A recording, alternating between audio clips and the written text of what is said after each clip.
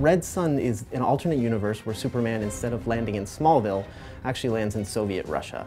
And it's the events of how he would have turned out had he been part of a communist country. The storyline is just one of the most intriguing ones. If he lands in Russia, is really what it's all about. And being able the ability to add an additional 20 missions to our already robust scenario mode, I think it's going to give the players a lot of enjoyment. I thought it was genius, actually, the whole idea of Superman landing in Soviet Russia and how that impacts the storyline. When we knew we were going to be able to do a lot of skins and DC kind of gave us the go-ahead, Red Sun would have been on the top of my list. So the Red Sun pack gets you 3 versions of our characters as if they were in this Red Sun universe. You get Superman, Wonder Woman, and Grundy. It also includes 20 Star Lab missions, which are these stories that take place throughout the Red Sun comic book arc. The Star Lab missions are pretty much the natural evolution of how we've done our challenge missions in the previous games. What we're doing this time around is focusing a lot more on unique individual missions where they're a lot more elaborate. So you get to do a variety of different things, whether it's play something like a 2D side-scroller for a mission or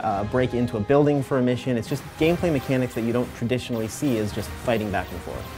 So my favorite thing about the Red Sun design on Superman is the way they took what is still a traditional costume and really gave it this militarized feel. So there's the obvious design element of the hammer and sickle replacing the S for his shield. We hold the S shield for Superman in very high esteem, and it's interesting to see, the hammer and sickle put into that S shield, and I think the graphic of that is really cool. But you also get to see these sort of dark colors and these tight stitching on his collar that really makes him look like this militant figure. We use more of an S-Shields type belt for Superman, where I think in the comics it was a little more circular in design, and Wonder Woman had a type of matching belt in the comics. I think the color scheme is awesome, right? Because we have the black and the grays, and then you have that stark red against that. Red Sun Grundy doesn't actually exist in the comic book. We really wanted to expand the universe of Red Sun, so we picked a character that we thought would fit really well in there. So we added Grundy, who's this big communist sort of comrade friend. Red Sun Grundy has a few things that are different and I thought were really cool to add in that gave that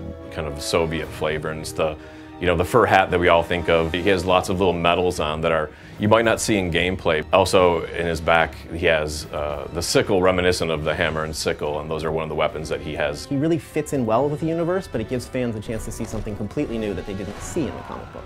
Everyone around here sort of knows that Superman is my favorite character, so even though it deeply pains me to see that hammer and sickle on his chest, he's my favorite because it'll give me a chance to really beat the crap out of this Soviet Superman.